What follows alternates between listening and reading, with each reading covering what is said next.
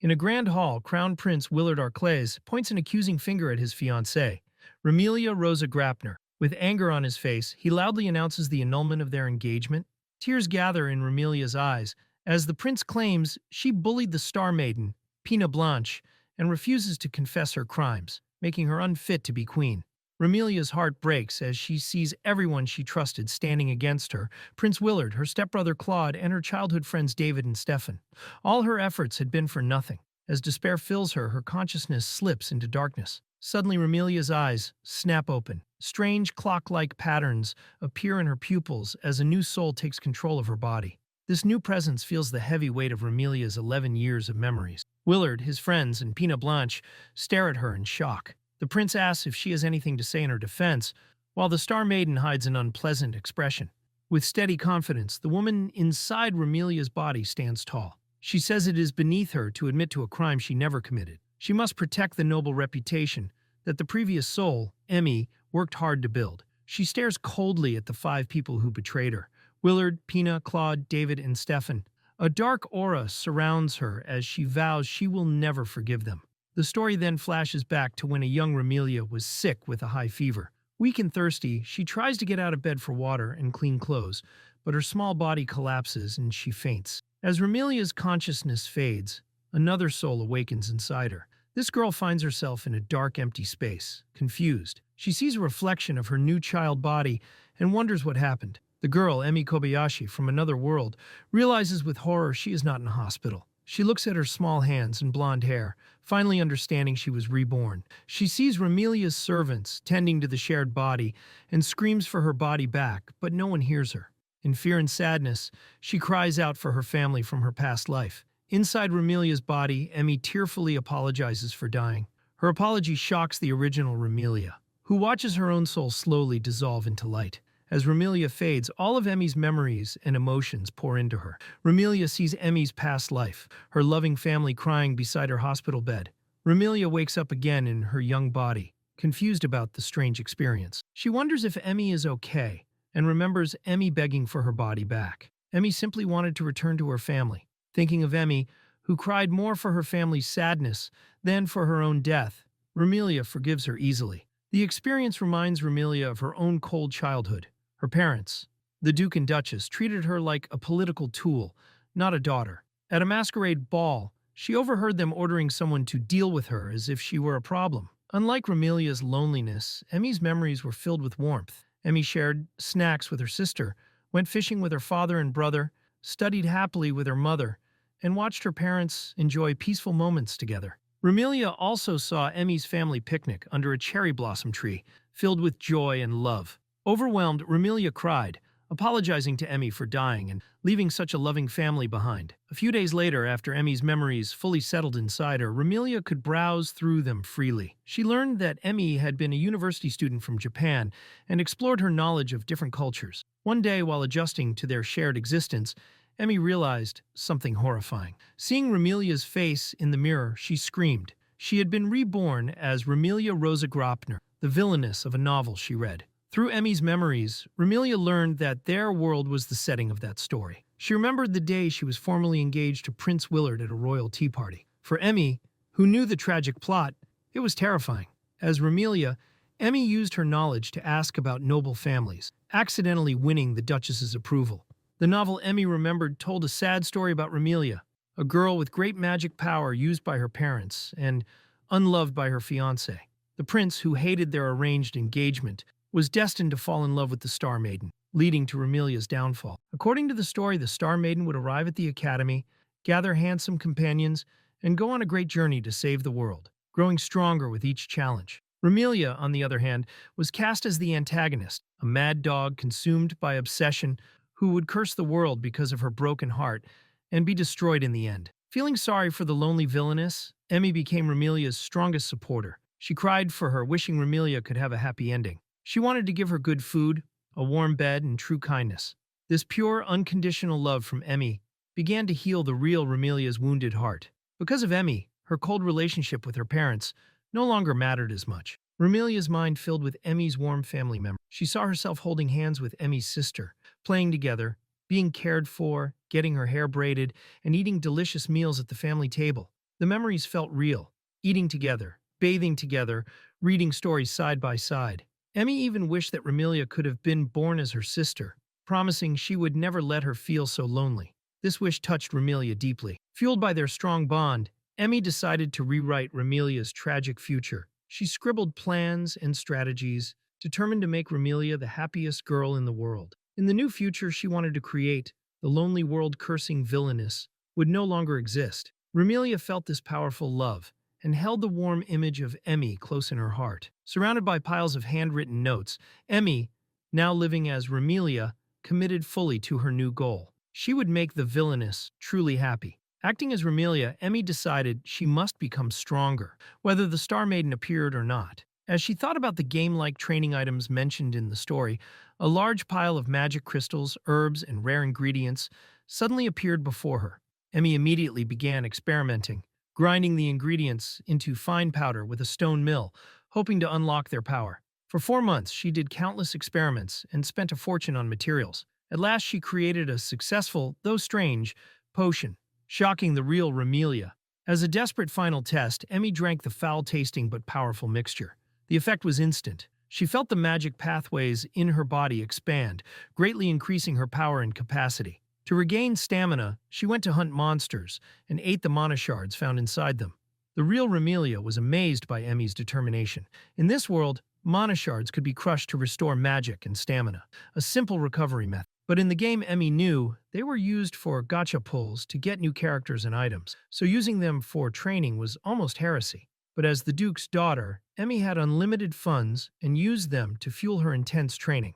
The scene shifts to a dark forest, where a lord and his guards are attacked by bandits. The situation is desperate, and the lord is about to be killed from behind. Just as the weapon is about to strike, a huge blast of magic erupts, stopping the attack instantly. Emmy steps out of the shadows and checks on the lord, who turns out to be Claude's father. He looks up in shock, saved by someone he never expected.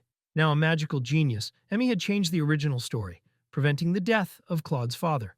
The Viscount stares at her in disbelief, recognizing her as Ramilia. Emmy expresses her relief that she could save him, and the real Ramilia smiles, happy that Emmy was truly changing their fate. But even with Emmy's help, the original plot still pushed forward. Claude's father later died from a widespread epidemic, a fate Emmy couldn't stop. Because of this, Claude became an orphan and was adopted into Ramilia's family, becoming her stepbrother, just like in the original story. In the original plot, Claude believed his father hated him because his mother died during childbirth. The Star Maiden was supposed to clear up this misunderstanding by finding a letter from his father. But because Emmy saved the Viscount, he lived long enough to fix his relationship with Claude himself before dying. Even though his father wasn't killed by bandits, Claude was still heartbroken. After he was adopted, Emmy showered him with sisterly love, helping him heal. He grew from a tired, lonely boy into a kind and innocent young man she considered precious. And he, in turn, developed gentle feelings for her. Emmy also helped David, who struggled with an inferiority complex compared to his older brother, a sword prodigy. In the game, only the Star Maiden recognized David's talent. But Emmy told him directly that he had a unique fighting style only he could master. Inspired by Emmy's intense training with mana shards, David entered the forest alone to become stronger. But he had only ever fought in one-on-one duels. Faced with a group of monsters, he was quickly overwhelmed and nearly died. At the last moment, Emmy arrived and saved him. Defeated and embarrassed, David asked if she came only to laugh at him. Instead, Emmy smacked him on the back and burst into tears, calling him an idiot for being reckless. She said that when a friend is doing something dangerous, of course, she would come to stop him. David was left speechless by her genuine care. While walking through the forest together, Emmy asked him why he wanted to be stronger. He confessed that he dreamed of standing at Prince Willard's side. Then Emmy realized the truth. He wanted to support Ramilia, the future queen, for her sake. Emmy's kindness also reached Stefan, who wanted to be a musician instead of inheriting his father's role as royal mage. She encouraged him to follow his dream and speak honestly with his father. Later, Stefan was deeply moved by a beautiful song Emmy sang from her past life. Believing she composed it, he felt unworthy and almost gave up on music. But Emmy desperately begged him not to quit. She told him his violin playing filled her heart with warmth and emotion. She also cleared up the misunderstanding about the song, saying she had heard it in a dream. Touched by her words, Stefan said that her beautiful heart must be the reason her singing sounded like a fairy's voice. Helping people came naturally to Emmy, and as she saved more and more people, Her own talents bloomed. Soon she had grown into the perfect image of Lady Ramilia. But this created an unexpected problem. Prince Willard, her fiancé, began to grow jealous of her fast-growing power and influence, something that never happened in the original story. One day, in a moment of weakness, Willard confessed his jealousy to Emmy. He admitted he felt ashamed. Her talent, her achievements, and the way she solved every issue made him feel frustrated, especially because she was working so hard to stay by his side. When Emmy began to cry, saying she never wanted to hurt him, Willard saw her differently. For the first time, he saw his childhood friend as a woman. Realizing all her efforts were for his sake, he gently touched her hair and smiled. He told her that although she was a little wild, his own stubbornness made them a matching pair. It was good that they were partners. His warm words and soft smile made Emmy blush, her heart fluttering. Watching from within, the real Ramilia felt deep happiness. Emmy's wish, to give the Villainess a happy life, was all Ramilia ever needed to be content. For Ramilia, simply watching Emmy live joyfully brought her more happiness than anything else. She prayed that this peace would last forever, and that Emmy and Willard would reach their happy ending together. But as she watched Emmy from inside the portrait, she knew this peaceful life was about to end. The story returns to the present at the academy. A new student has arrived, the prophesied Star Maiden. She walks confidently toward Emmy, who is inside Ramilia's body, and gives her a smirk. Looking straight into her eyes, she says, "You're a transmigrator too." Ramilia. At the academy, students admire the glowing presence of the student council as they pass by. Two girls excitedly say how Lady Ramilia saved one of them just the day before. They talk about how Ramilia, who entered the school on her own merits despite being a commoner's daughter, in their misunderstanding, protected her from bullying nobles with a clever excuse. They praise Ramilia's kindness, intelligence, and exceptional magic. Others join in, listing her achievements, developing new medicines, creating public hygiene supplies, inventing flameless cooking tools, establishing a free lunch policy for children in her family's territory. Her good deeds earned her the title of the Perfect Lady. One day, Ramilia's friends bring news. A strange new student has enrolled. The tale sounds like a fairy tale come to life. The girl standing with the teacher is the legendary Star Maiden, said to appear when the world is in danger. A new chapter begins. The Star Maiden and Ugly Lies. In class, the new student introduces herself. "I'm Pina Blanche, the Star Maiden." The teacher explains that new government policies now allow girls with awakened abilities into the academy. Students, especially Willard, David, and Stefan, stare at her, wondering if she really has the rumored power to enhance others' abilities just by prayer. Pina simply says she hopes to get along with everyone, despite being a commoner. Later, the student council discusses her. Willard doubts she is truly the Star Maiden, while David notes that the world doesn't seem to be in danger yet. They decide to keep an eye on her. Meanwhile, Emmy feels her heart pounding. The original story is finally beginning. Pina suddenly bursts into the student council room. She casually says the room is plain, her flippant tone putting Emmy on edge. With a flirtatious smile, she reintroduces herself as Pina, the Star Maiden. Without warning, she leaps into Prince Willard's arms, clinging to him and squealing about how amazing it is that he really exists. The student council freezes in shock. Emmy stares in disbelief. Willard immediately pushes her away and scolds her. Hugging an engaged man the moment they meet ruins her reputation. Claude, David, and Stefan rush over to reinforce his words, reminding Pina that as a supposed fan, she should know he is engaged to their sister, Ramilia. Pina blinks, surprised by how united they are. She quickly apologizes and storms out, slamming the door behind her. Later, as Emmy walks down the hallway, Pina stops her. Emmy remembers that in the game, the heroine was controlled by the player, so her personality might be different than expected.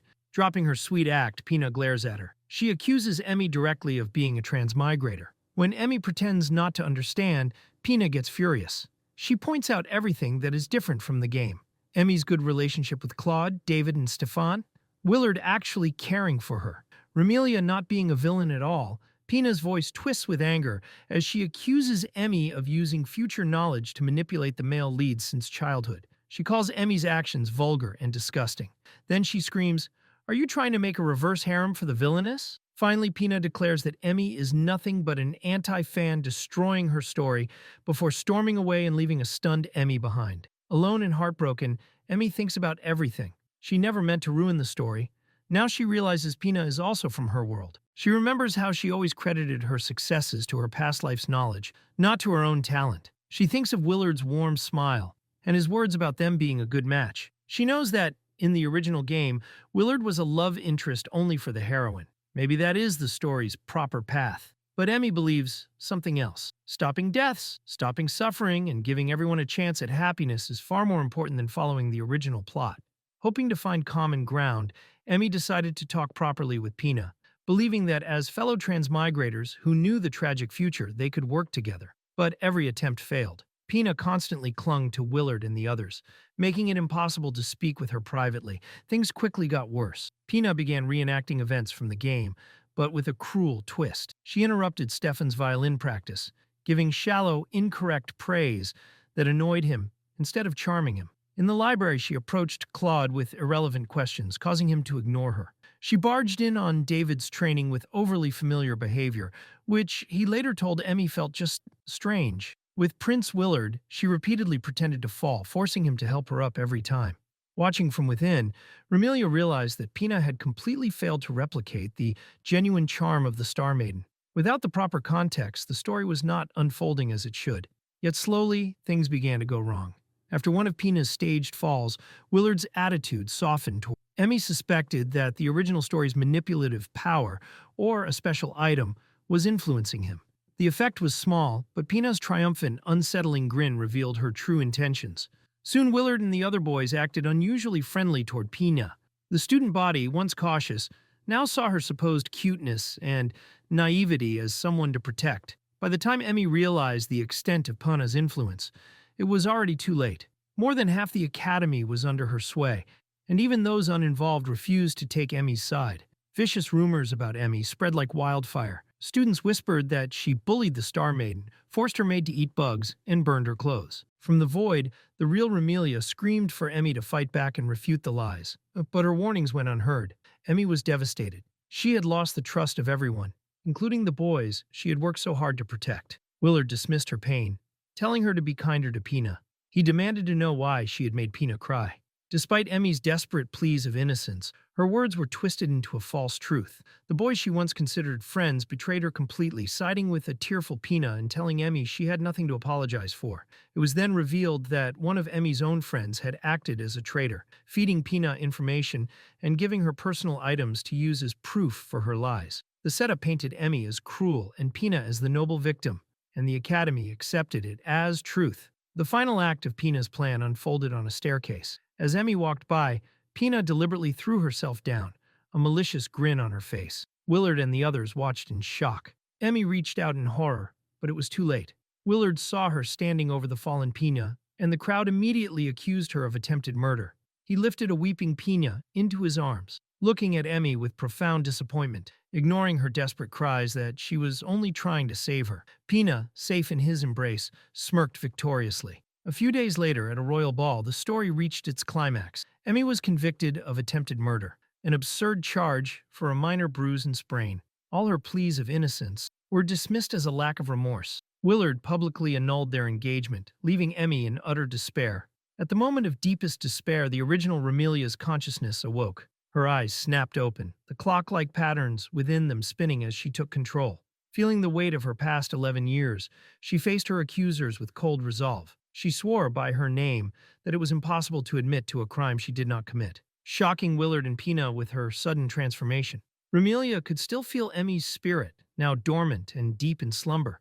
The loneliness was indescribable. She knew Emmy was innocent, and she vowed to reclaim the happiness Willard had taken. She calmly challenged the prince, questioning his authority and pointing out that all evidence against her had been fabricated. Despite his offer of forgiveness if she repented, she calmly repeated her innocence, leaving him speechless. Furious, Willard had her removed from the hall. She was brought before the king and her father, who revealed that the ball had been an ultimatum for her to apologize. Ramilia accepted her punishment of being confined to the countryside, but cleverly requested that royal agents monitor both her and the Star Maiden. She then gracefully accepted her fate, leaving the king and her father to handle the political fallout of her defiance. As she walked away, her value as a political pawn destroyed, Ramilia clenched her fist. She knew she must bide her time to take revenge on everyone who hurt Emmy, especially Pina. Standing on a balcony under the moonlight, she made a chilling vow. She would drag the fake heroine into a living hell and never forgive her, even if she died trying to atone. Back at her home, her father disowned her. In a brilliant strategic move, Ramilia requested full sovereign authority over the worthless countryside estate, in exchange for the rights to all profitable products Emmy had developed. The Duke, seeing only the money, agreed. With the foundation for her revenge set, Ramilia embraced her new path. She would restore honor to the Villainess's name, reclaim her happiness, and make her enemies pay. She summoned a swarm of spiders, commanding them to be her eyes and ears. They spread out, gathering information, as she began her intricate plan for retribution. Hey guys, sorry for mid-editing, but I noticed a lot of you are watching my videos without subscribing. Our subscribe ratio is literally close to 0. I'd really appreciate it if you hit that subscribe button. It helps a lot. Thanks. Now, back to the recap. At her remote countryside estate, Ramilia began her counterattack by creating a powerful mana stone, crushing it in her hand to fuel her magic. Inspecting a large, perfectly cut mana stone, she considered the smaller gems she had produced to be an adequate supply.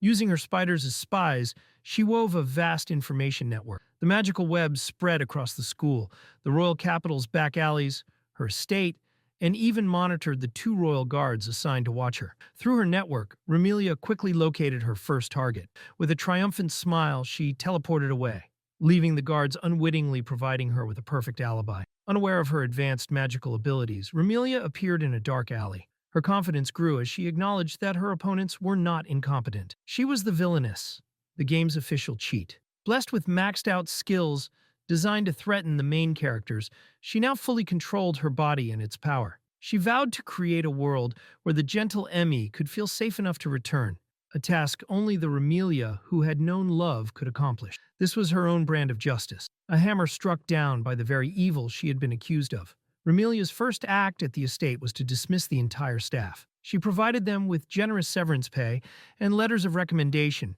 explaining that she didn't want them caught up in the misfortune caused by false accusations. The servants left in tears, touched by her unexpected kindness.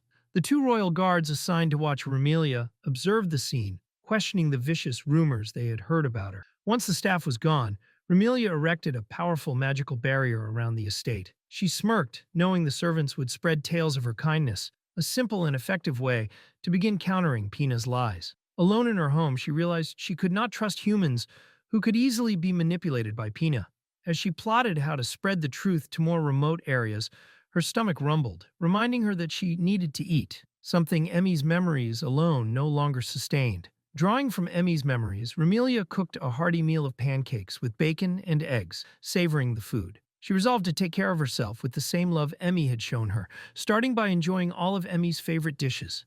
Walking through the now empty halls of her large house, Ramilia felt a profound calm. For the first time, she was at peace, knowing that in this house, it was just her and Emmy. Drawing strength from Emmy's memories and hard work, she prepared to leave her estate. Clutching a handful of mana stones, grateful for Emmy's efforts that allowed her to produce them, she renewed her vow to create a safe world for her friend to return to. Her journey took her to a mysterious high-end shop filled with magical items, a place seemingly lifted straight from the game. There she found the very items Pina had used, the charm perfume and the love potion. The shopkeeper explained that these items could force affection and were difficult to resist, confirming Ramilia's suspicions about how Pina had so easily manipulated everyone at the academy, even overriding Emmy's warnings to the boys. A flashback reminded Ramilia of the cruel pleased smiles on Willard and his friends' faces as Emmy suffered. Her resolve hardened. This shop was her first target, and her goal was to dismantle it. The shopkeeper tried to sell her the items, but Ramilia calmly refused, stating she was not interested in their goods. With a knowing smile, she reached out and removed his disguise, revealing his demonic pointed ears. She introduced herself. "I am Ramilia Rosa Graupner, exiled lord of the nearby territory," she said, addressing him as the demon shopkeeper. He recognized her from the rumors but was intrigued when she offered a mutually beneficial deal, scoffing at the idea that she might want to exterminate the hidden demons for a reward. The shopkeeper listened as Ramilia clarified. Her intentions were to help all demon folk. With a brilliant smile, Ramilia made her shocking proposal. She wanted all demons hiding in the country to move to her territory and establish their own village. The shopkeeper, stunned, asked why. Ramilia explained her goal, to create a prosperous village despite being exiled. She needed settlers and pointed out the hypocrisy of a world that betrayed her while claiming humans were trustworthy. "As 2 peoples driven from their homes by humans," she said, "we should work together." To prove her sincerity, Ramilia offered a bag of gold and a pouch of exceptionally high-quality mana stones. The demon was floored by the incredible value and craftsmanship. Ramilia casually mentioned she had created the stones in under an hour and offered her entire life savings as collateral. He called her mad, but she confidently replied that she had to be this capable to earn his trust. Her audacity made him laugh. She then revealed her knowledge of the demon's plight, surviving in a barren realm, secretly selling goods in human territory, and offered them a chance to live with dignity in her village. The shopkeeper asked for time to consult his people, and Ramilia agreed, subtly threatening to offer her incredible proposal to other demon-run shops if he hesitated. As she departed, he marveled at her sharpness. He knew demons were immune to Pina's charm items, making them perfect allies for Ramilia, who would in turn create a safe haven for them, just as Emmy would have wanted. Ramilia smirked, her plan set in motion. She had no intention of capturing the demons. Instead, she would care for them so completely that they would come to worship her. With a satisfied smile, she walked away, one step closer to her ultimate revenge. A few days later, Ramilia met the demon shopkeeper again. He confirmed that the homeless demons had agreed to settle in her territory. In return, he provided valuable information. Pina's flashy use of the premium items was starting to draw suspicion from the nobles. Ramilia revealed she had been pulling strings from the shadows to attract their attention, which explained why the shopkeeper had stopped selling his most popular items. She then made him an offer he couldn't refuse. She would fund his move to a town next to her village, where he could set up a new shop under her protection before a formal investigation began. With this move, she successfully cut off Pina's access to the powerful premium item. Her primary objective complete, she told the shopkeeper she had one more favor to ask. In a peaceful meadow, the two royal intelligence agents assigned to monitor Ramilia watched from a distance, unaware of how far her plans had already progressed. Several days into their surveillance, the two royal agents, Agent A and Agent B, tracked Ramilia Rosa Grapner to a nearby town. Agent B scoffed at her seemingly easy life, while Agent A speculated that she was out shopping after dismissing her helpers. They reminded each other that their duty was only to report the facts, but both were soon shocked by what they witnessed. At the Adventurers Guild, Ramilia completed her registration and received her guild tag with a polite "thank you." The agents stared in disbelief. The former future queen was now registering as a common adventurer, likely to earn a living. Agent A thought it was a just punishment. Agent B, however, considered her naive and predicted she would soon be crying for help. Ramilia surprised them again. She calmly presented a hoard of rare monster parts: cockatrice feathers, crimson bear liver glands, tarantula bee stingers, items so valuable the guild staff were flustered. The agents were stunned. Where had she collected all this, and what did she plan to do with the money? As Ramilia waited, the demon shopkeeper appeared. He had predicted she would register as an adventurer. Slightly embarrassed that he had seen through her plan, Ramilia smiled. He assured her it was just a merchant's foresight. He came on business, wanting to confirm their deal now that she had surrendered her past inventions to her family. Ramilia confirmed she had, and that all her other merchant contacts in the capital had abandoned her. The shopkeeper saw opportunity. He proposed a new deal. Instead of profiting from old products, he would benefit from the rare materials she collected and any new items she created. Ramilia gratefully accepted, realizing it was the best deal she could hope for. The agents eavesdropping were once again surprised by her shrewdness. Ramilia revealed her true intention. She wanted to run her barren, nearly uninhabited village properly. She asked the merchant to introduce her to prospective settlers, orphans and the elderly with no relatives. She wanted to build a village where those with nowhere else to go could live in peace. The shopkeeper agreed to help, seeing potential profit. After the meeting, Ramilia immediately took on her first adventurer quest, subduing monsters in a nearby cleared dungeon. The agents followed, with Agent B cynically predicting failure. Ramilia effortlessly cleared the dungeon, leaving the agents to wonder if she had even broken a sweat. She made the area safe, so it wouldn't seem strange when new settlers arrived. In the dungeon's deepest part, a hidden bonus stage awaited. Pouring her magic into a mural of a goddess, she unlocked a secret door. Inside was a powerful ring that increased all her ability scores. By claiming it before Pina Blanche, she disrupted the original story's plot. With her abilities boosted by Emi Kobayashi's guidance, Ramilia now held the power to prevent the Demon King from ever being summoned. The world crisis from the game, once triggered by despair, would no longer occur. The nobles and the Star Maiden would lose their chance to become heroes. Ramilia smiled grimly, knowing the game was now her personal guidebook for victory. Pina, no matter what she did, was too late. As she left the dungeon, Ramilia was ambushed by a giant cockatrice, threatening two nearby tree harvesters. Agent A, remembering Emmy's kindness, rushed to protect them. Just as the monster struck, Ramilia appeared in a flash, slicing it in two with a single elegant sword stroke. Landing gracefully, she reassured the terrified villagers. "You are safe now. I will be the one to save the world, long before the Star Maiden ever gets the chance." Standing over the defeated monster, Ramilia glanced at the hiding agents, sending a silent warning. With a cold, final thought, she vowed to rob Pina of her entire reason for existing.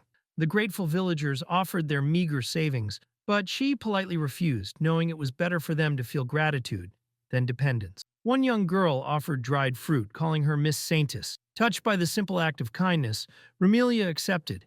After the deed, the agents offered her a ride back in their cart. Agent B gruffly explained it was for logistical reasons, but Ramilia smirked, seeing through the pretense. She had won them over. The villagers' innocent praise made Ramilia smile. She realized that the Ramilia Emmy had created, kind, intelligent, and pure, truly deserved the title Saintess. Caught up in the moment, she ended up giving away too much of her earnings as charity. Ramilia continued her mission. She visited a desert city plagued by drought caused by a dragon god. Summoning a magnificent water dragon, she brought rain and pacified the angry deity. The grateful citizens thanked her, but she humbly claimed she was following a divine mission. Rumors of her kindness and power spread, countering Pina Blanche's lies. Over the next few months, Ramilia cleared several more game events, preventing disasters and further tarnishing Pina's reputation. Having acquired the fifth and final key from the desert country's dungeon, Ramilia Rosa Grapner was ready to advance the next stage of her plan. After 3 days away, she decided to return to her village, eager to see the progress and the people she had gathered there. As she stood confidently, a sword resting on her shoulder, the children of the village greeted her with joyous cries of, "Welcome home!" She smiled warmly, happy to see them thriving. The children eagerly reported their progress, attending school, studying, composting, and even repairing old houses for new arrivals. They proudly shared that the village chief was home, a secret they had been keeping. Ramilia visited the village chief, revealed to be the demon shopkeeper, Thorn, who had been managing the village during her absence. He had taken a break from his capital business to ensure the community ran smoothly. Surprised by her sudden appearance, Thorn listened as Ramilia thanked him for his hard work, noting that he had even used his own funds when hers ran out. Bashfully, he insisted it was merely an investment. Both expressed gratitude for the thriving community they were building. Thorn pointed out the healthy, happy children who had once been starving in the slums. Ramilia explained she was simply doing what felt right, what Emi Kobayashi would have done. Her actions were part of her ultimate goal, fulfilling Emi's wish for Ramilia's happiness. Looking out at the village, Ramilia saw the fruits of their labor. The once ragged children were now well-fed and clothed, and the fields were beginning to flourish. The first settlers, children aged 2 to 14 from a poor district of the capital, had found a new home. Ramilia greeted new arrivals, former slum children who were wary and tense from past hardships. She introduced herself as Ramilia, lord of the village, assuring them they were safe. She understood their fear, knowing they were demon children fleeing the miasma-spread realm. In the human world, they had suffered poverty and lost their dignity. She gathered the children for a meal, promising not to demand their trust but to earn it. She offered renovated abandoned houses for them to live in with no obligations.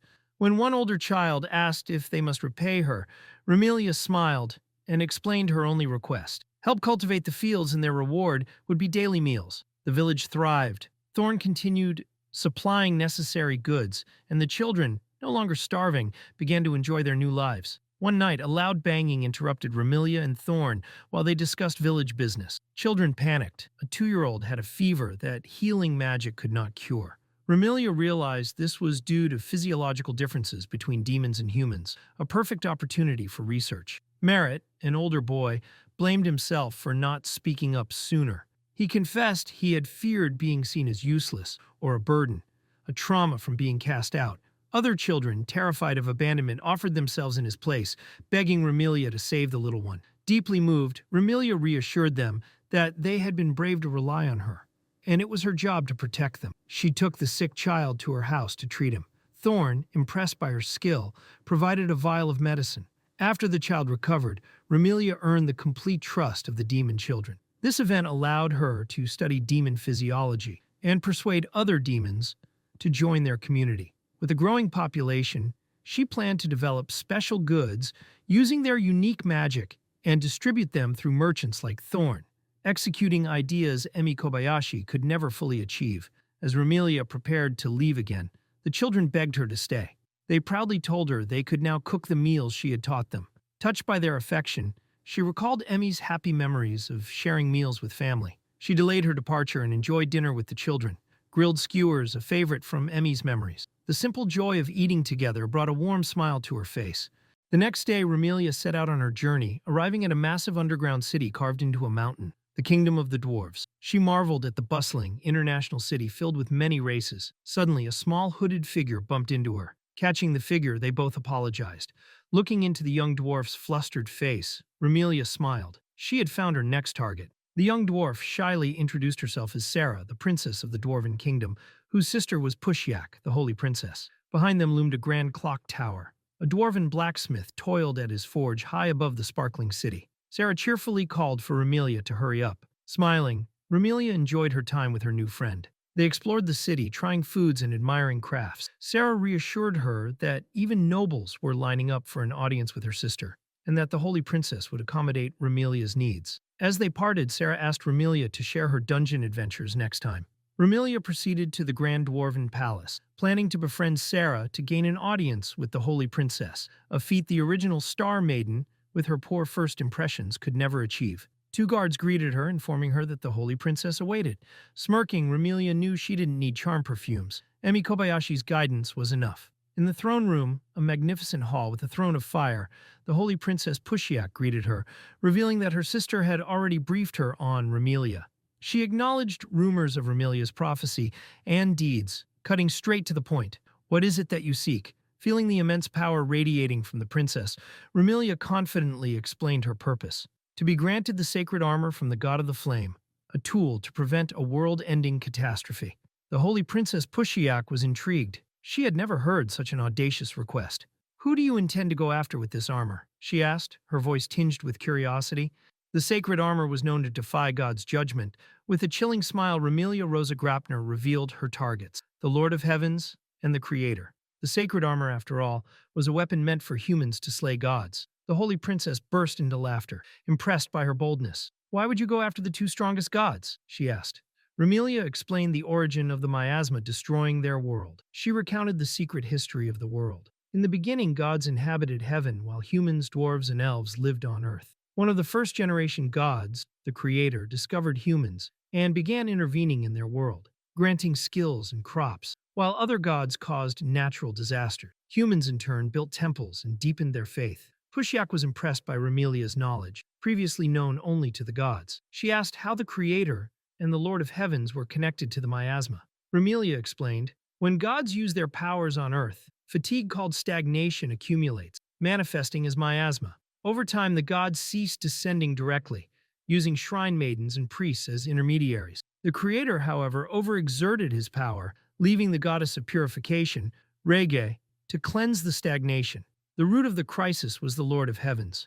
Rege had rejected his advances and was imprisoned. Consumed by heartbreak, he became a tyrant. Without purification from Rege, the Creator left humanity to shoulder the burden, and miasma overflowed from him, creating the dungeon monsters. Though this delayed the inevitable, the world remained on a path to destruction.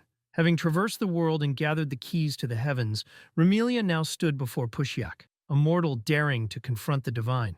She beseeched the holy princess to grant her the sacred armor. Pushyak asked if she did not fear defying the gods. Ramilia's gaze burned with determination. "The despair of watching those I hold dear suffer is far worse than slaying gods." Impressed, the holy princess revealed that she had bestowed the sacred armor upon humanity millennia ago. Amazed by the coincidence that Ramilia now sought it, she promised to craft the greatest sacred armor with all her heart. Ever prepared, Ramilia presented all the legendary grade materials required, leaving Pushyak and her attendants speechless. She swore to return the armor once the two gods were vanquished, noting that such a powerful artifact could cause strife if misused, a sentiment that echoed Emi Kobayashi's wisdom.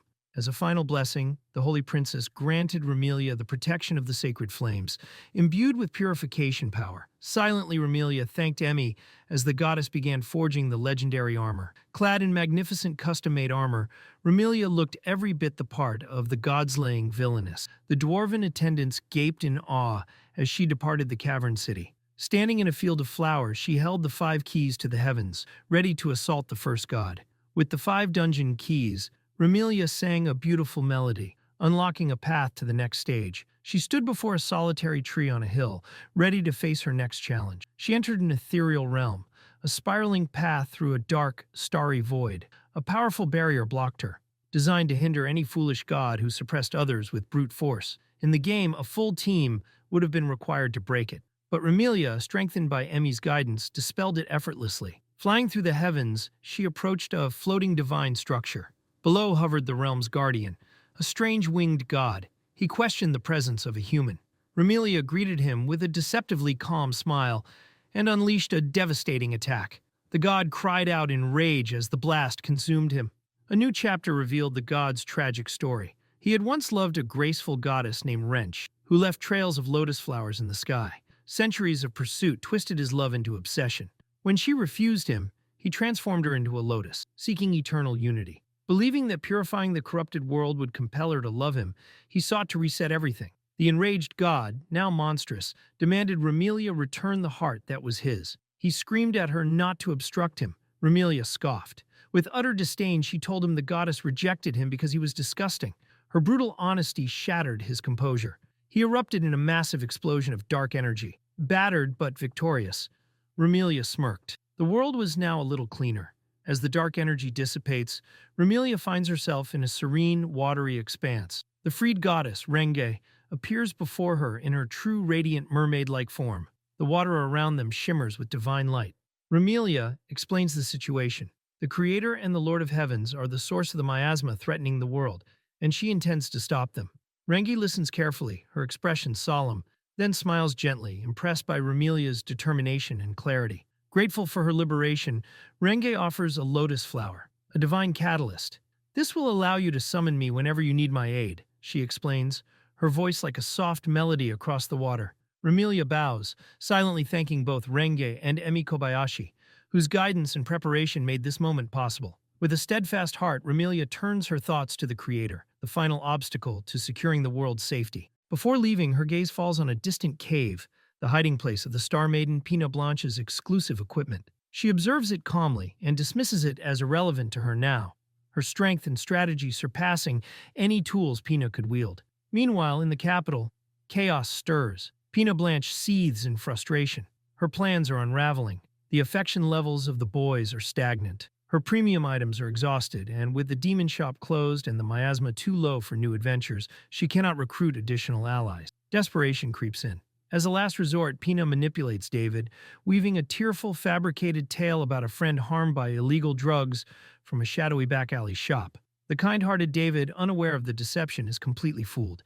He pledges to report the matter to the commander, praising Pina for her kindness, all while a royal agent watches silently from the shadows. Back in the throne room, a female knight approaches Queen Ramilia's mother, wishing to report on the Star Maiden, Pina Blanche. Unseen by all, one of Ramilia's spy spiders crawls silently along the throne, ready to relay every whispered word and secret observation directly back to her. Every move of Pina, every rumor, and every deception is now under the watchful eyes of the villainess turned protector. Back in Ramilia's growing village, life is lively and full of activity. Children press grapes, people brew potions, and a strong protective wall is being built. When Ramilia returns, the villagers happily greet her. She smiles, pleased to see that the bridge she requested is almost done.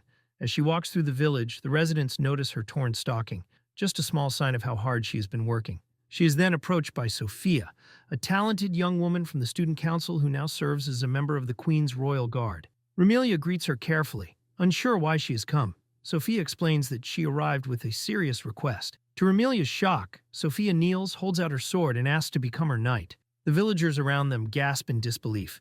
As Ramilia tries to understand what is happening, Sophia explains her reasons. She was away on a mission when Ramilia's engagement was annulled, and only learned the shocking news from David when she returned. The story that the perfect Lady Ramilia was exiled out of jealousy made no sense to her. Suspicious, Sophia investigated everything herself. She checked the evidence and testimonies from the incident, reviewed Pina Blanche's behavior, and visited Ramilia's supposedly barren territory, which had, in only a few months, turned into a flourishing village. She remembers her first impression of Ramilia, a beautiful, gentle, noble woman with whom she shared friendly student council conversations. She also recalls their sword training sessions, where Ramilia pushed herself to the limit. Sophia admired how Ramilia always stepped in to help others, even if she stumbled along the way. She never understood why Ramilia, a powerful magician, worked so hard on swordplay.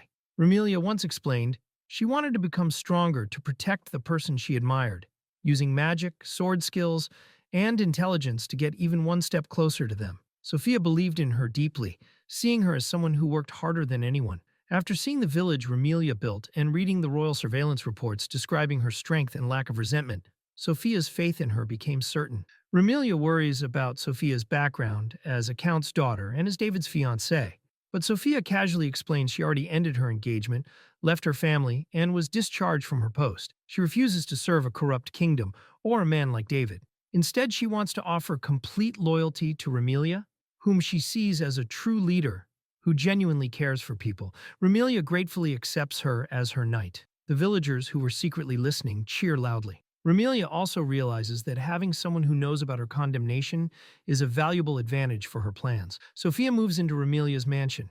Ramilia tells her not to worry about Pina anymore. Pina has lost access to her premium item, weakening her greatly. Now that Ramilia has a trustworthy knight, she prepares for her next step. Later, in Ramilia's study, Thorn greets her and delivers a report. He explains that the newly arrived human orphans have settled in well, thanks to the friendly demon children. The first page of his report lists information about the orphans. The second page shows progress on new product development. Thorn also tells her that an investigation into illegal drugs has begun at the location of his old shop, a move created by the star maiden, Pina, to trap Ramilia. He is relieved he left in time.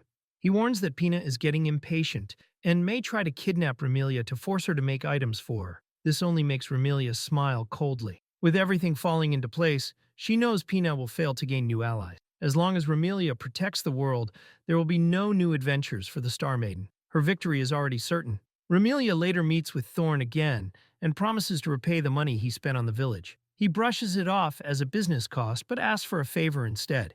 Ramilia smiles slyly and says she wants an audience with someone powerful, the Demon King.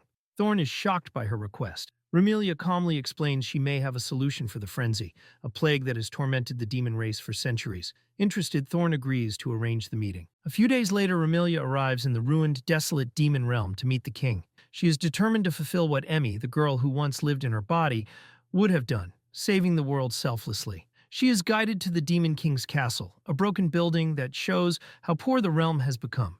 After giving up her weapons, she is taken to the audience chamber and told to wait. A voice orders her to raise her head. Ramilia looks up and sees the Demon King, Angel, a stunningly handsome man with horns and piercing eyes. He asks if she truly has a way to mend the frenzy. Ramilia, recognizing him from the game, prepares to speak. She calmly explains that she cannot cure the frenzy, but she has ways to control it. Meanwhile, in the village, Thorn nervously waits for the outcome of the meeting. He remembers a terrifying moment from the past, the Demon King in a violent, desperate state. The flashback shows the true horror of the frenzy. 20 years earlier, the Demon King was forced to kill his younger brother Clint, who had lost his mind to the frenzy. Cutting down his own sibling to stop the madness has haunted him ever since. The frenzy, also called the Time of Destruction, is a terrible fate for the demon race. In another memory, Clint gives the last surviving child of an orphanage to Angel before being consumed completely, forcing Angel to kill him to save the others. A new chapter begins. A group of demon children walk through a lush forest into a new world. One young demon girl marvels at how easy it is to breathe in the human world, a complete contrast to the poisonous miasma of their old home. Thorn explains their new situation. The demon children must wear traditional human clothing to hide their demonic traits and live quietly so they will not be persecuted. In the human world slums, Thorn teaches the demon children to gather a certain plant. He checks on Mizari, the Demon King's sister, who used her ancient teleportation magic to bring them safely into this new world. Mizari, exhausted, explains that she can only teleport those with weak mana, mainly children who look human enough to avoid suspicion. Thorn understands that, although this method is frustrating, it saves the most lives. The frenzy usually affects demons with weaker mana, so removing the children is a way to protect them. They continue sending supplies back to the demon realm in exchange for magical goods. Thorn and Mizari remember a kind couple who fell victim to the frenzy, one of Mizari's most painful memories. As royalty, she feels powerless to save her people. Mizari explains the only known way a demon can regain sanity during the frenzy, devouring others with mana until they die. A flashback appears, showing the Demon King forced to kill one of his own people. In his final moment of clarity, the frenzied demon thanked him. Mizari tearfully says that very few demons have the strength to end the lives of their suffering kin. Thorn thinks about the enormous burden the Demon King carries, being forced to kill his own people, shedding tears each time, honoring the life of every citizen. This is very different from those who justify killings as necessary sacrifice. He then remembers his past. He once dealt illegal drugs, but Ramilia inspired him to become a true and honest merchant. With just a simple smile, she changed his entire outlook. He begged the Demon King to trust her, believing she would become their savior. To Thorn, Ramilia's smile holds immense power, a smile that makes anyone believe in her without doubt. Her warm presence and inner strength are completely different from the Demon King's lonely suffering. With new understanding, Thorn realizes that Ramilia, strong, calm, and unwavering, will be the one to save the demon race. Back in the audience chamber, Ramilia explains what she knows about the frenzy. She reveals that the first prince of the human kingdom is actually of demon blood, something Pina Blanche already knew. She describes the tragic cycle of gentle demons choosing death over harming others to regain sanity. She then shares the tragic story from the game. The Demon King Angel planned to sacrifice himself to save his younger brother, but the time limit for the cure expired on Angel's 140th birthday. This forced him to kill his beloved brother Clint. In the real world, Emmy, the girl whose memories Ramilia carries, had cried over this scene, wishing the demons could have a happy ending. Ramilia, remembering Emmy's feelings, swore to make that wish come true. Ramilia then corrects the king's understanding. The miasma, the source of the frenzy, is not limited to the demon realm. If nothing is done, it will eventually consume the human world too. The Demon King becomes furious at her boldness, but Ramilia calmly explains everything. The miasma comes from the sleeping creator's shrine, hidden deep in the demon realm. It is not natural. It leaks from the creator's tainted body. If nothing is done, it will destroy the entire world. Angel is shocked that a human could know this. Ramilia reveals that the only way to stop the miasma is to restore the purification goddess Renge to her true form. She explains that she carries the memories of the maiden destined to save the world, Emmy. She recounts Emmy's journey from the game, traveling alone, finding the keys to the heavens, and uncovering the truth behind the goddess's disappearance. She admits Pina interfered with the flow of events, but her knowledge remains accurate. Ramilia skillfully twists the facts, making Pina appear as the malicious person who caused her exile. Then she reveals the terrible truth. To purify the creator, one must destroy the miasma corrupting his body, striking through his pure core, a fate filled with unimaginable pain. Even knowing this cruel destiny, Ramilia stands firm. She wants to save the world for Emmy's sake. Emmy would believe in her, and that alone is enough. Finally, Ramilia makes her request. She asks the Demon King to lend her the key to the creator's shrine. Angel refuses at first, calling it a national treasure. Ramilia falls to her knees and begs him. Moved by her determination, he makes a surprising choice. He says he will join her. His younger brother Clint rushes in, shocked by this decision. Angel reassures him that he still does not fully trust Ramilia and will keep a close eye on her. Ramilia finds this useful. Having the Demon King on her side will make the battle far easier. Destroying the creator's corrupted body while protecting his core is far harder than defeating the Lord of the Heavens. Standing together, Ramilia thanks Angel sincerely. He looks suspicious, but her gratitude is real, and he senses no lies. Ramilia looks confidently toward the reader.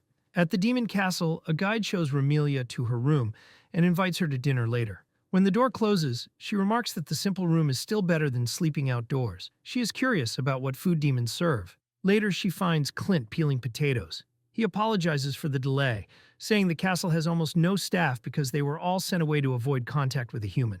Ramilia is surprised that he openly admits their lack of security. Clint shrugs and says she is just one human girl, so they don't need many guards. Ramilia takes this as an insult and immediately summons crates of fresh vegetables, dried meats, fish, and preserved foods, all harvested from her village. Clint freezes in shock. She offers the food as a gesture of friendship and even says she will taste it first to prove it isn't poisoned. Blushing, Clint gratefully accepts and rushes to prepare the meal, realizing Ramilia's gift was a wise choice. At dinner, Angel stares at the feast in disbelief. He asks if this is his last meal. After taking a bite, he is stunned. It's delicious. Clint explains that the food comes from Ramilia's land and was grown by the demon children she rescued. The thought of eating food grown by his own people softens Angel's expression. Back in her room, Ramilia prepares for the final battle. She knows the creator's dungeon is unique. There are no monsters or items, only the creator himself. In the game, every fifth turn, one ally would fall to the frenzy unless purification magic was used. Because demons cannot use that magic, Ramilia will be the one casting purification on the Demon King. Ramilia reflects on the tragic irony. If humans with purification magic had worked with the demons, none would have fallen to the frenzy.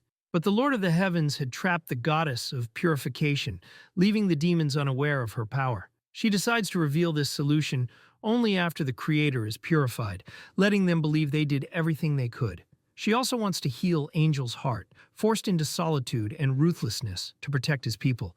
This is exactly what Emmy would have done, and Ramilia is determined to carry it through. The next day, Ramilia and Angel, now clad in impressive armor, stand ready to face their final challenge. Ramilia explains her plan. She will use her purification magic to ease the divine punishment from the gods, letting him fight without succumbing to the miasma. Angel is surprised by the sensation of her magic. His body feels strangely lighter. Ramilia tells him to focus on attacking while she acts as his shield. After the miasma corrupts the creator's body, she will summon Renga to deliver the final blow. As they descend the grand staircase, she notices Angel letting out a small, almost imperceptible laugh. He admits he never imagined fighting alongside a human to save not just the demon realm, but the entire world.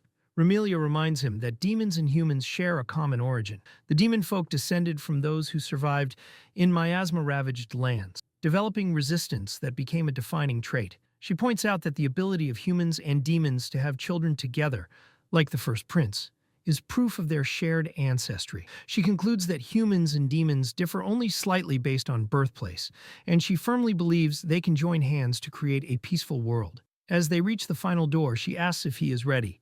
He tells her to call him Angel, his true name. Ramilia senses a deeper meaning, realizing he admires her dedication, a face tirelessly striving to save the world without expecting anything in return. Just like Emmy, she plans to use this admiration to her advantage. With a determined smile, she resolves to appear as the diligent Ramilia, fully focused on saving the world while concealing any effect she has on others. It is not a lie. This is exactly what Emmy would have done. Inside the creator's shrine, a cavern of shimmering ice, Ramilia and Angel are surrounded by dripping dark miasma. They realize the creator is not immediately present, a deviation from the game script. Angel, whose magic is shadow-based, finds the dark limestone cave a convenient battlefield. They cautiously advance, the thick miasma making it difficult to sense the creator.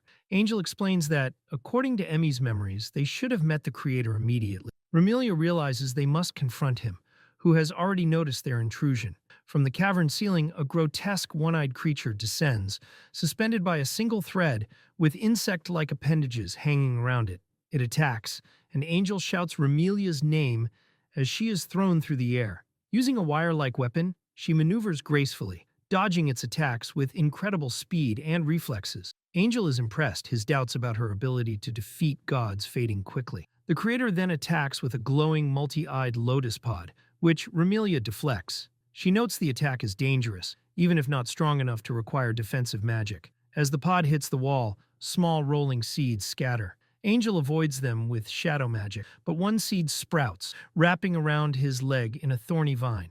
The vine explodes. Ramilia calls out his carelessness, reminding him to stick to the plan. He attacks the main body while she creates openings. Her smile mirrors the gentle expression Emmy would have used. Angel, momentarily stunned, recalls memories of fighting alongside comrades. He is struck by her courage as she expertly parries an attack, her sword glowing with power. With a powerful slash, she strikes one of the creator's massive eyes, causing it to scream in pain. Ramilia stands victorious, proving her strength. The creator, enraged, unleashes a barrage of explosions. As the dust settles, she calls to Angel, signaling it's time to strike. With his axe glowing dark, Angel attacks. The wounded creator writhes in agony, begging for death. Ramilia acknowledges its love for all creation. Angel delivers a precise, powerful slash, ending its suffering.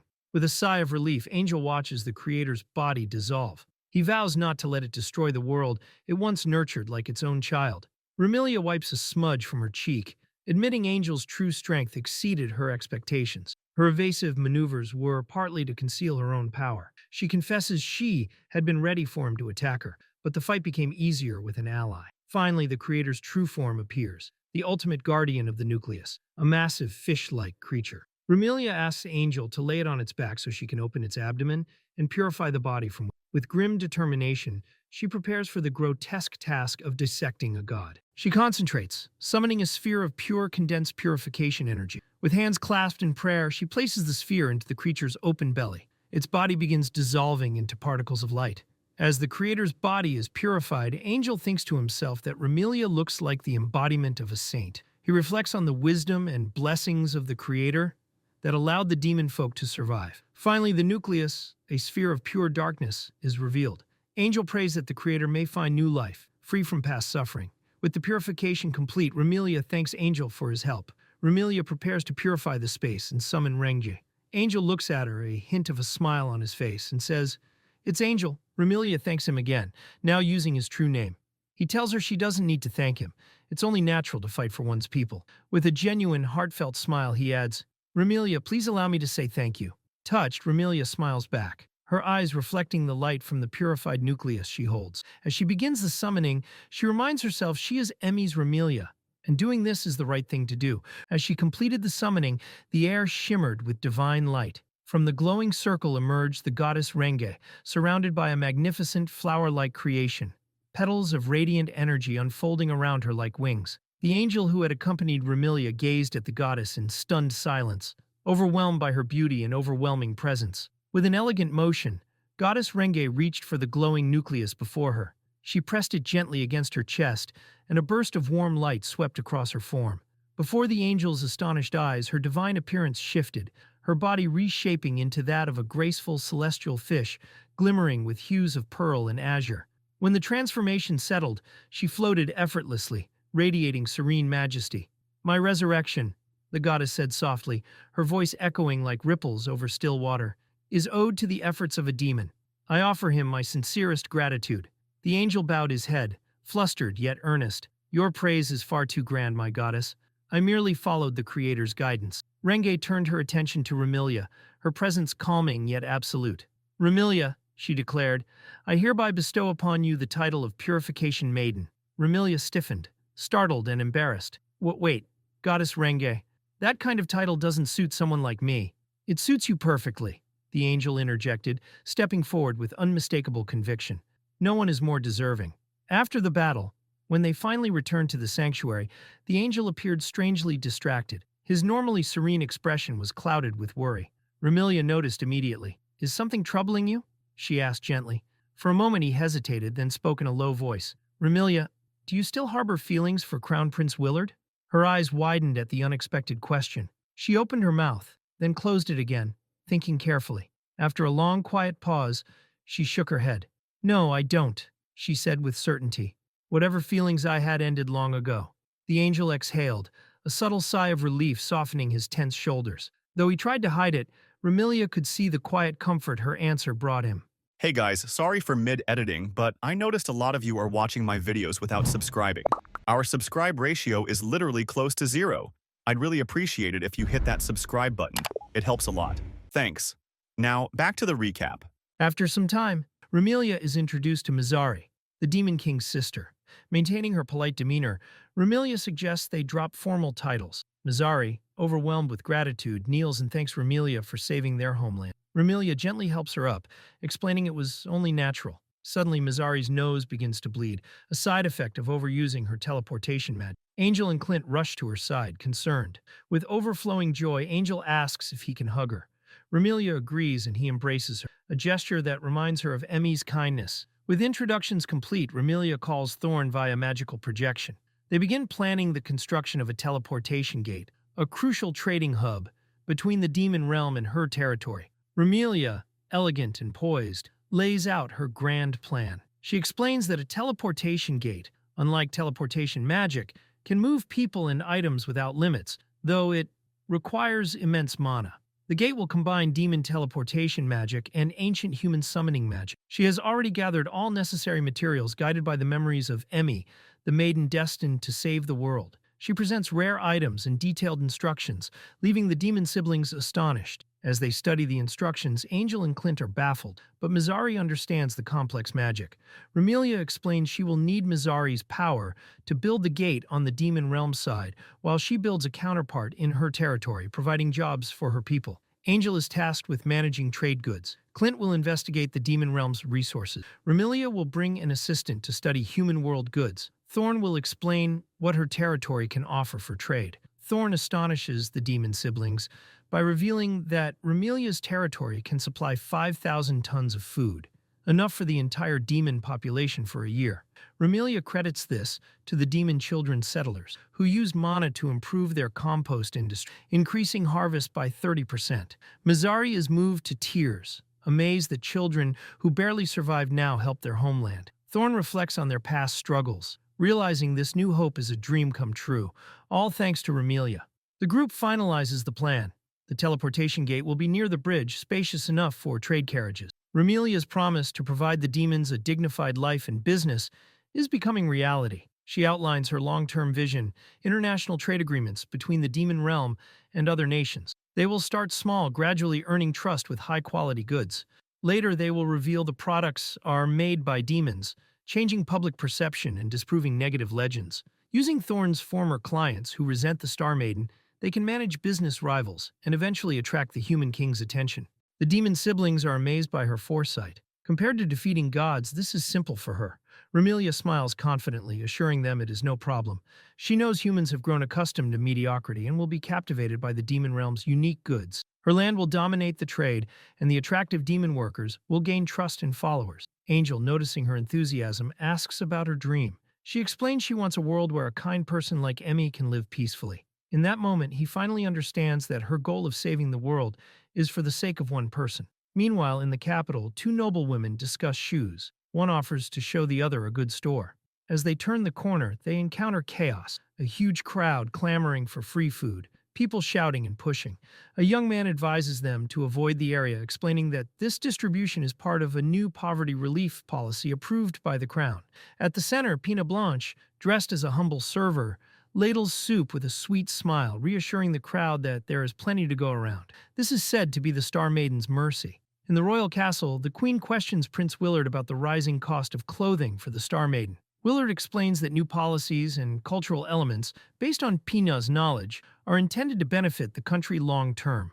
The queen, skeptical, agrees to wait and see. She then asks about Pina's role as a saintess. Willard reveals Pina's plan, dungeon conquests around the world, with him and male retainers, a journey he cannot join due to state affairs. He notes diplomatic and practical challenges, especially with only male companions. The queen questions the necessity of the plan, pointing out the country as capable female officers. Willard explains that according to Pina, overcoming future disasters requires these chosen members, even though no omens currently appear. When the queen asks about the Saintie's current location and deeds, Willard hesitates to answer. In the capital, a long line forms for Pina's soup kitchen. The crowd buzzes with excitement, eager to taste the Star Maiden's specially made risotto. Pina, serving with a sweet smile, thinks how easy it is to gain popularity by feeding the commoners. She plans to use her reputation to recruit the town's conquest characters from the game. During a short break, the castle treasurer, Stefan, approaches her.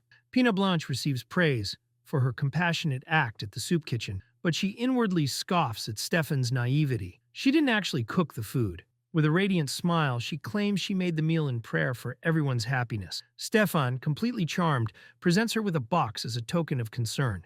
Pina, feigning surprise, opens it to find a large sum of gems and money. He then gives her a special feather, saying she should pray to it every day to attract luck. Barely containing her glee, Pina promises to do so, secretly delighted at her new wealth. In his office, Willard discusses a new farming technique with Claude. Crop rotation.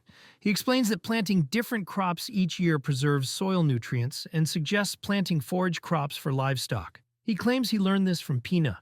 This method, he says, will increase crop yields and livestock production, turning recent criticism of Pina and the royal family into praise. Improving food self-sufficiency, he believes, is crucial for the country. Elsewhere in the castle, two ladies-in-waiting discuss Pina's extravagant spending, which they say borders on bankrupting the treasury. They excuse it as a flaw from her commoner upbringing. Claude joins the conversation, noting that some are questioning the wisdom of exiling Ramilia. Willard dismisses this, saying he gave her a chance to apologize, which she refused. He claims that jealousy makes someone unfit to be the mother of the nation, certain he acted correctly. Claude agrees, adding that acting on emotion is unbecoming. He thanks Willard for breaking off his sister's engagement. Watching through one of her spy spiders, Ramilia feels a chilling rage. In her study, she scoffs at the triviality of a soup kitchen or crop rotation, wondering how Sophia is doing in the demon realm. She places a small spider on a crystal ball. She observes a black crow flying over mountains where two figures climb. It is Sophia and Clint, now working together in the demon realm. Ramilia smiles, noting Sophia seems to be enjoying herself. Ramilia reviews her plans. Her knowledge of the demon realm's rare resources, plants, beasts, and ores, gives her a significant advantage. As a discerning noblewoman, she can identify valuable assets in both worlds. Using a scrying bowl, she checks her operations. Confident she will soon gather enough evidence to clear her name, she feels closer to her ultimate goal.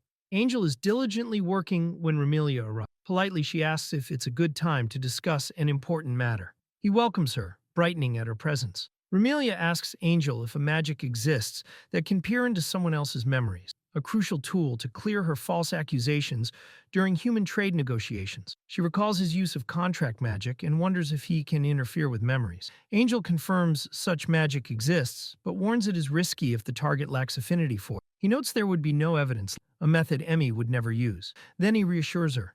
A safer magic exists, called past mirroring water. Ramilia holds a bowl, ready to perform the ritual. Angel explains the process. First, fill a bowl with water. Then identify the exact coordinates of the memory location. Using crushed mana shards and a reference from the subject, they can trace back to that time. Ramilia uses her own hair and a strand of Pina's hair, along with information from her spy spiders, to begin the ritual. She recognizes the skill from the game's album magic. The water reflects visions of the past, clarity depending on the mana stones, and the strength of fate. This magic does not alter memories. It only reveals the events of a specific location. After the ritual, Angel asks what she plans to do with the evidence. Ramilia explains her precarious situation. Cast aside by her parents and unsupported by high society, she worries the king might not believe her, or might destroy the evidence to protect the prince and Pina. Moved by her vulnerability, Angel vows to ally with, becoming someone who can support her without shame. His heartfelt declaration reminds Ramilia of her own desperate desire to be worthy in Willard's eyes. A tear escapes, but she quickly composes herself, smiling gently at Angel, her heart filled with newfound hope. The vision in the bowl reveals Pina Blanche's masterful manipulation. Pina fabricated the crime, using partial witnesses and twisting testimonies to her advantage. She used her lady-in-waiting to deliver a letter, ensuring witnesses saw her being summoned to the courtyard. A young man, whose family benefited from siding with Pina, falsely claimed to see Ramilia nearby. Lord Rian Fons was smooth-talked into believing he saw the aftermath of an assault. Pina gave him a handkerchief with the Grouter crest, feigning distress, claiming Ramilia had slapped her for being a commoner. Her swollen cheek, a result of her own acting, convinced him. Rian preserved the handkerchief as evidence and testified against Ramilia, believing he was helping the truth. Ramilia now understands the full extent of Pina's treachery. Fabricated witnesses, stolen belongings, and leaked schedules, all designed to frame her. A cold, satisfied smirk spreads across Ramilia's face. This new evidence will bring judgment upon those who destroyed Emmy's chosen happiness. As the vision fades, her look becomes one of chilling determination. She has found a stronger card than expected, and it was worth the effort. Her plan for revenge is now perfectly set. Please! Subscribe. I need this! My mom is kind of homeless.